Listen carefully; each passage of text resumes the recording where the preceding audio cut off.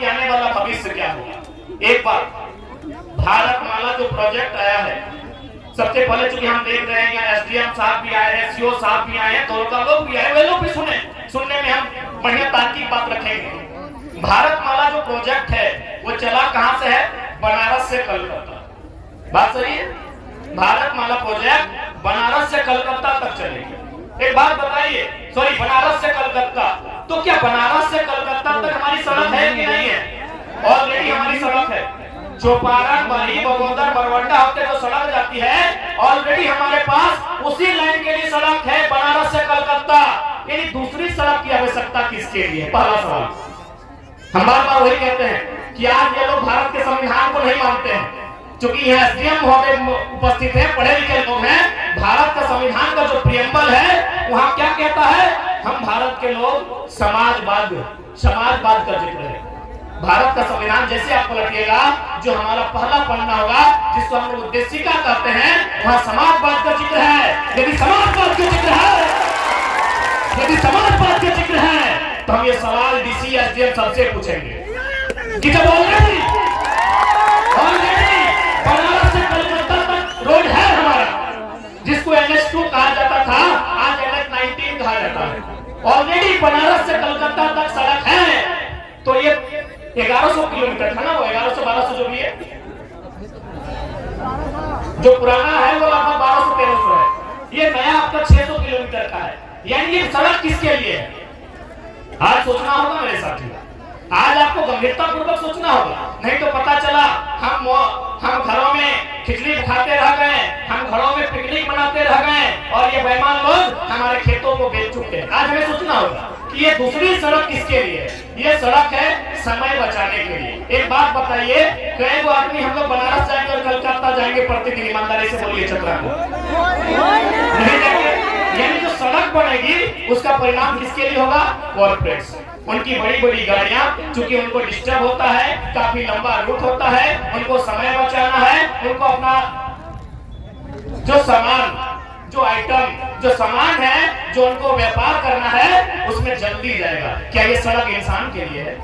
क्या किसान के लिए है? क्या मजदूर के लिए है? तो क्यों हमारे सांसद आज तक गूंगे बन के बैठे हैं? सदन में इस बात को क्यों नहीं रखा कि सड़क किसके लिए? ये सड़क किसके लिए? आप भी सुनिएगा, जितने भी पुलिस पदाधिकारी आए हैं और जितने भी जवान आए हैं, क्योंकि आप लोग मिडिल क्लास फैमिली के हैं, आप भी किसान का बेटा है इसलिए पुलिस का नौकरी कर रहे हैं। अंबानी का बेटा होते तो जिंदगी ऐसे गुजार देते, पुलिस की नौकरी नहीं करते। आप भी सुनिएगा, जितने पुलिसकर्मी आप लोग भी सुनिएगा, ये सड़क किसके लिए? चलिए ठीक है, आपको सड़क पसंद है, क्योंकि आपने चुनाव में चंदा लिया है। किससे चंदा लिया है? अंबानी से, अडानी से, आदित्य बिरला ग्रुप से, मार्टिन से, उषा बजाज से आपने चंदा लिया है। आपको चंदा का भरपाई करना है, ठीक है। विकास के लिए अगर सड़क बनना है तो हम कब विकास के विरोधी हैं? विस्थापन नीति बनना चाहिए। विस्थापन नीति बनना चाहिए मतलब जो भी हमारा जमीन जाएगा, अगर ग्रामीण जमीन है तो 4 गुना रेट और शहर में जमीन है तो 2 गुना रेट तय होना चाहिए। क्या ये रेट तय है? क्या डिसीज की अनुशंसा करते हैं? क्या डिसीज की रिस्पॉन्सिबिलिटी लेते हैं कि हमारे जमीन को उचित मुआवजा दिलाएंगे? यदि आप पौने दाम में देंगे, दादी सब थोड़ी सुनिया, खेतों में धान रोपा, किस प्रकार से अपनी खेत छीने लगा लो। अब मान के चलिए हमको सूचना मिला पेट्रोल में कि 3000 रुपए प्रति डिसमिल मिल रहा है। सुनिएगा, जितने भी पुलिस कर्मी है, हम लोग भी खेती बाड़ी करने वाले हैं। 3000 प्रति डिसमिल, 1 एकड़ में 100 डिसमिल होता है।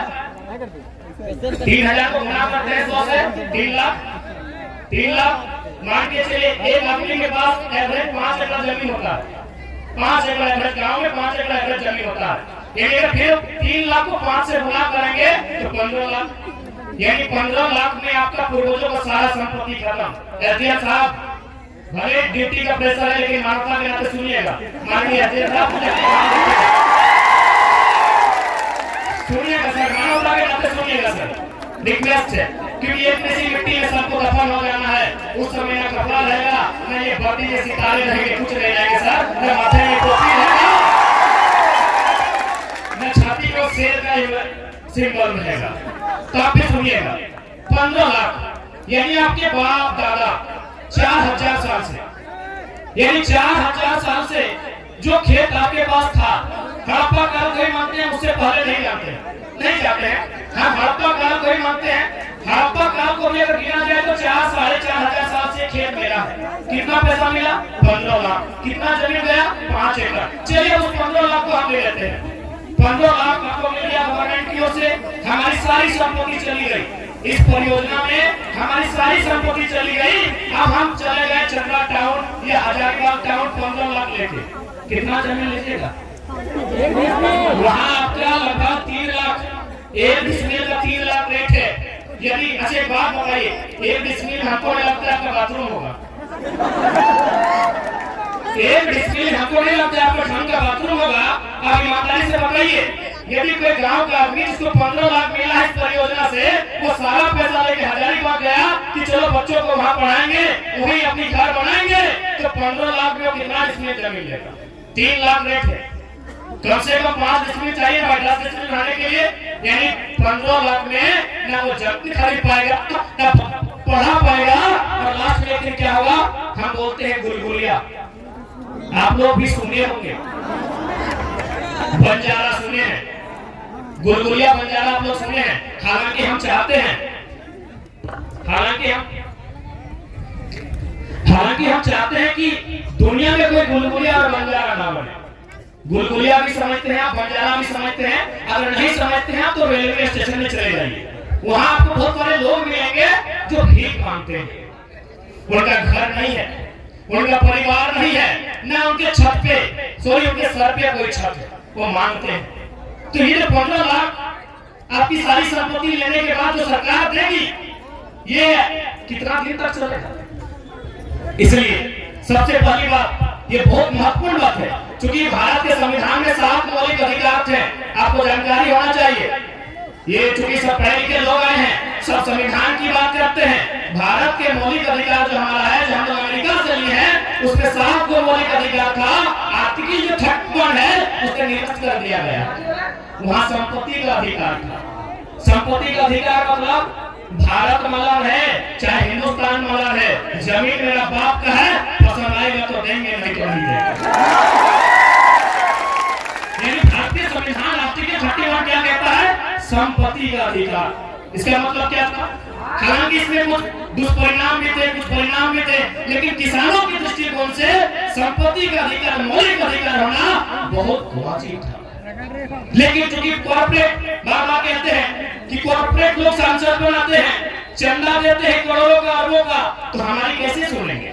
उन्होंने 31 को निरस्त किया, और आज संपत्ति का अधिकार आपका मौलिक अधिकार नहीं है।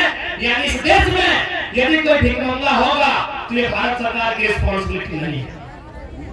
इस देश में अगर कोई बेघर होगा तो ये सर्वोच्च न्यायालय की रिस्पॉन्सिबिलिटी नहीं है। लेकिन यदि मौलिक अधिकार में संपत्ति का अधिकार होता तो देश के प्रधानमंत्री का उत्तरदायित्व होता कि भिखमंगा वो कैसे है।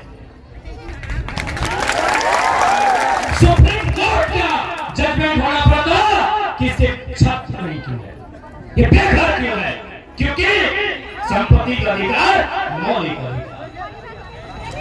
तो इसलिए आज जितने भी लोग हैं, मैं उनसे यही कहूंगा, और साथ ही साथ क्योंकि मैं लोकतंत्र का चौथा स्तंभ यहाँ है, और ये जनता का देश है, ये गणतंत्र है, ये लोकतंत्र है। मैं मीडिया के माध्यम से देश के हुक्मरान, राज्य के हुक्मरान को संदेश दूंगा कि आप फैक्ट्री लगाइए या डैम बनाइए या सड़क का निर्माण कीजिए, एक विस्थापन नीति बनाइए, विस्थापन नीति बनाइए। और जिसका भी 10 एकड़ जमीन लेता है लीजिए ना, कौन मना किया है? हमको पैसा नहीं चाहिए, बदले में कहीं जमीन दीजिए, नहीं चाहिए पैसा। विस्थापन नीति बनाइए, हमको बदले जमीन दीजिए। इसी देश में बाकी जगह होगा। महाराष्ट्र से हमें एक यूनियन पब्लिक सर्विस कमीशन के शख्स ने फोन किया था, जो जनरल कैटेगरी में